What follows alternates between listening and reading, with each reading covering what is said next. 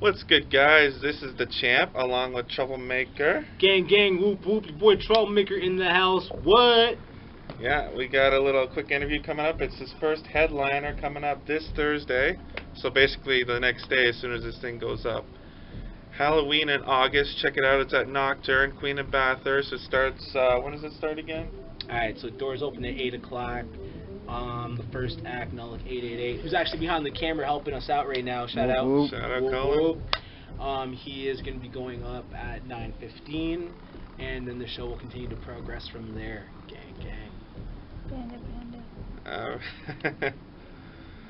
Alright, so Trouble, let me ask you, how did you get into hip-hop/rap? Like, what's the beginning of all this?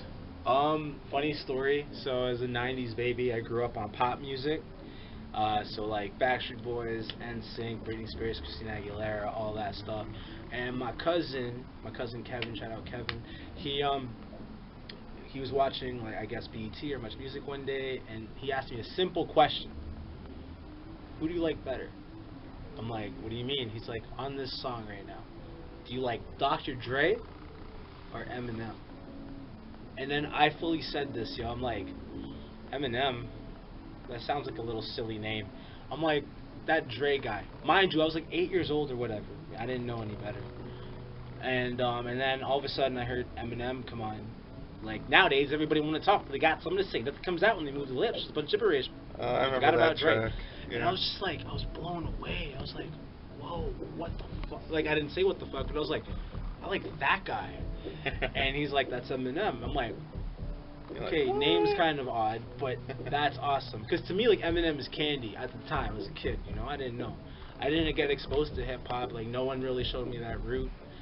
So that's really where it originated from. And then I was an only child, so, like, when I hung out with, like, my other cousins that were, like, closer to my age, because Kevin was a little older, right, they were all, like, mimicking, like, pop songs, and they knew the dance moves and lyrics to, like, Backstreet Boys and NSYNC, whatever's on Kiss 92.5 at the time.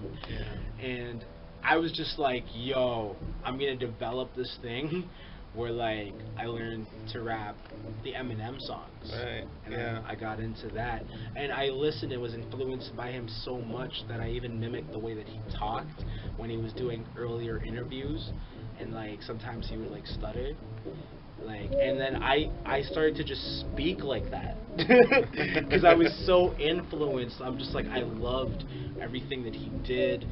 I remember, like, when I had a burnt copy of Marshall Mathers LP, I hid it from my mom because I knew that it was bad. It was like, it had swearing and stuff. I'm like, I never brought a record home that had this, you know. Yeah. Like, the CD collection prior to was like Backstreet Boys and, like, I don't know, man, but yeah, it's none of that in the house yet. And so I hid that and I lost it. And the funny thing was, my cousin stole it out of some next kid's locker at school. Oh, fuck. Damn. Funny story about that. And I feel like that version of the CD had the unedited version to Kim.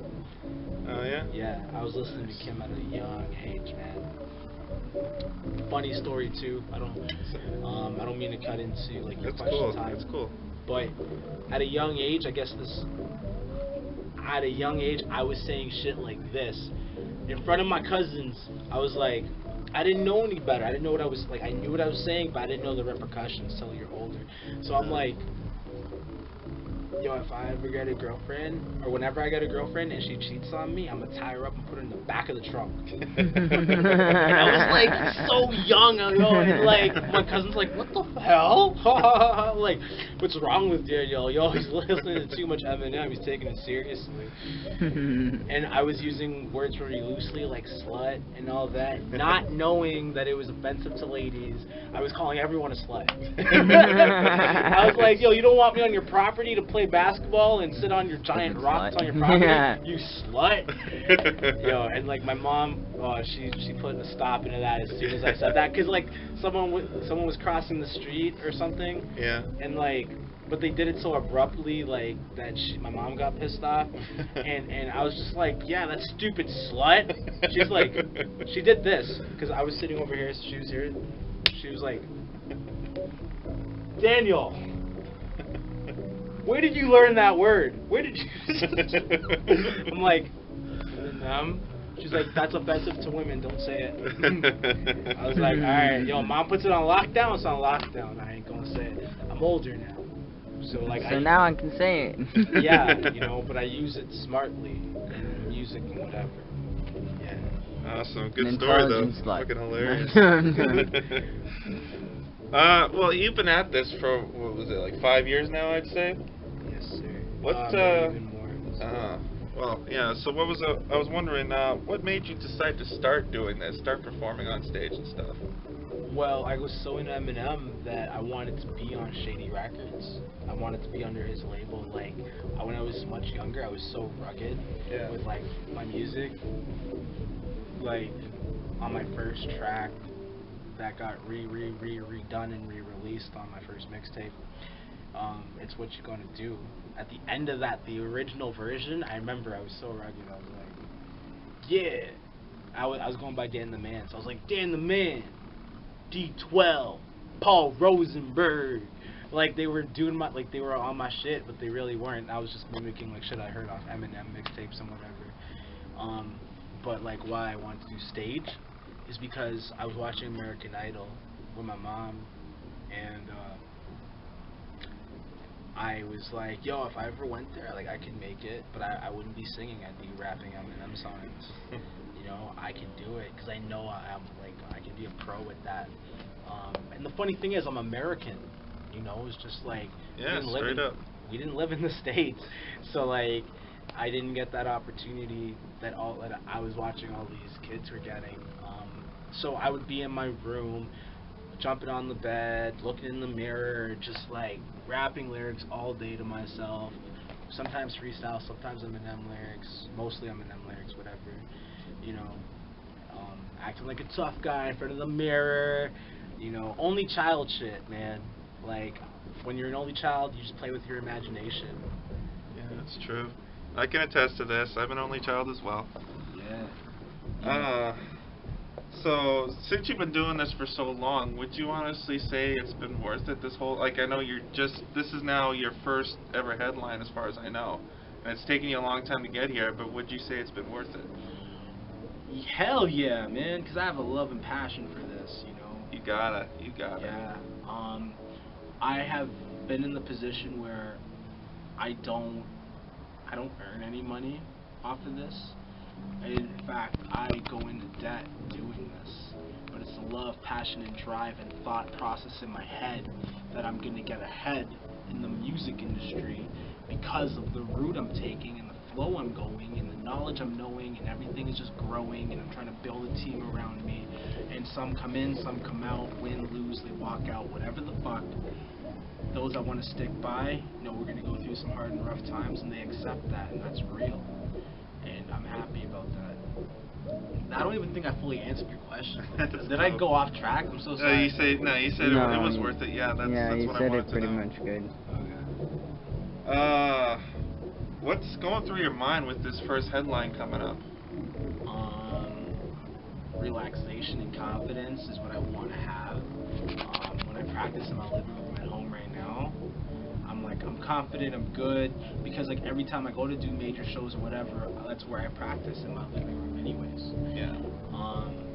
What's going through my mind is just, it's gonna be cool if a lot more people stay around by the time I hit stage.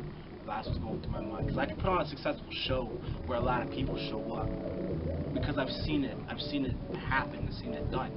However, if a lot of people are there when I go to hit the stage, and some people get exposed to my music, that's going to be glorifying. If they're not there, I'm still happy that I showed up and did my due diligence and did my job. Because, like, you got to pay your dues to earn your way in this music industry. And one way or the other, my name's on the card. I organize it, I put it together. And, shout out to Troublemaker. Woo-hoo.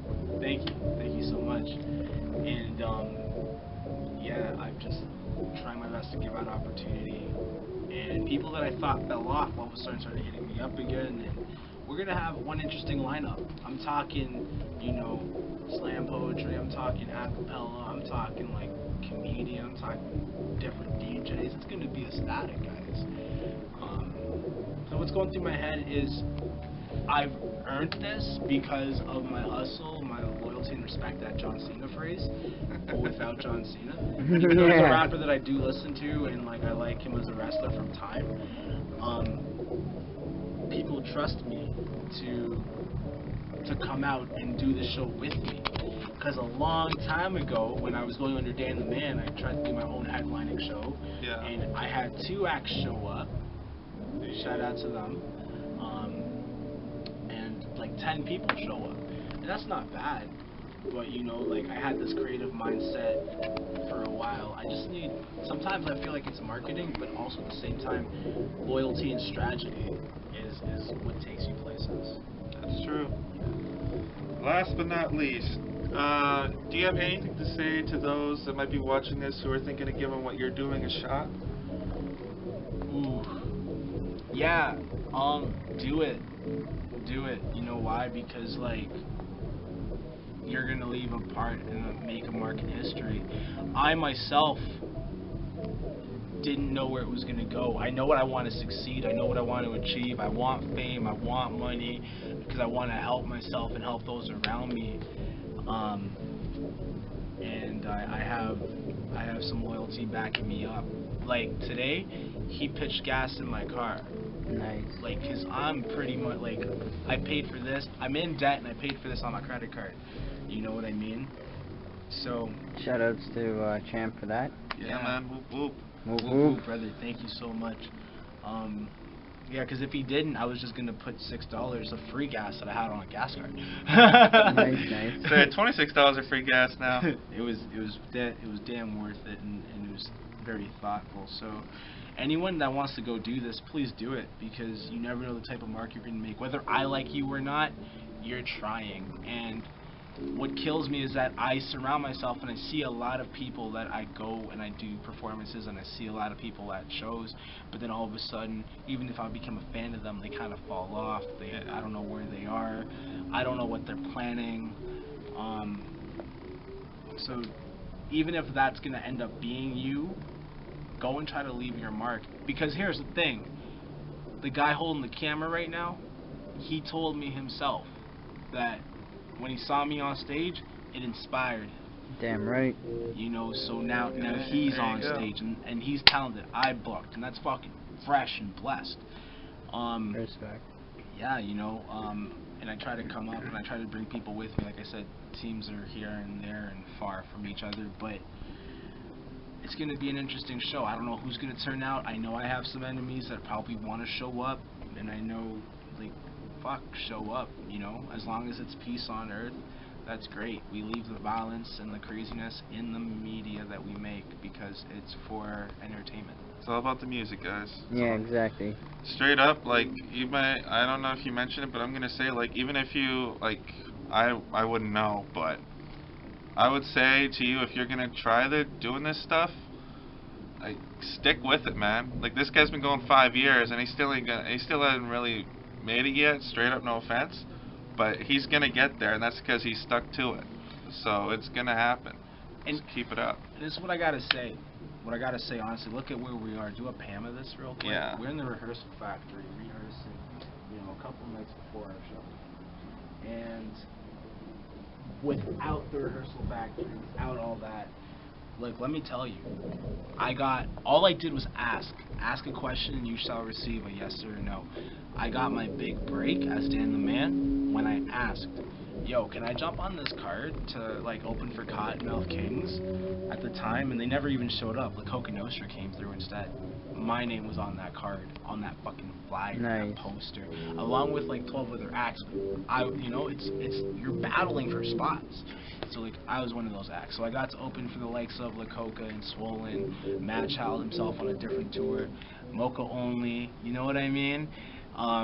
Yeah. And Trash, like, even though those are legends, I got to open for Trash Gordon, and that was so cool because at that show, at the very beginning, I like fell in love with Trash Gordon's music. Knife goes in, guts come out. I was like, yo, that's so raw, it's rugged, it's fucking sick. So it seems that my life likes to repeat cycles, and that's why I'm trying to break that habit and try new things. Like, if you stay stuck in the loop, you're only going to get so far. So now my first time trying to organize a show, and I already have plans for a second show. Isn't that great, guys? So if you're going to do it, make sure you love it, and just know there's going to be a lot of people that tell you it's a waste of time and a waste of money. But what else you can spend that money on? Really? You know, like, you're going to spend it on something. It has to go somewhere. Do what you love. Alright guys, well that'll do it. Thanks, Trouble. Absolutely, champ. Thank you. Man. So yeah guys, it's this Thursday, August 3rd at Nocturne, Queen of Bathurst. Come check it out. Doors open at 8 o'clock. Hope to see you out there, guys. Peace out. Rah!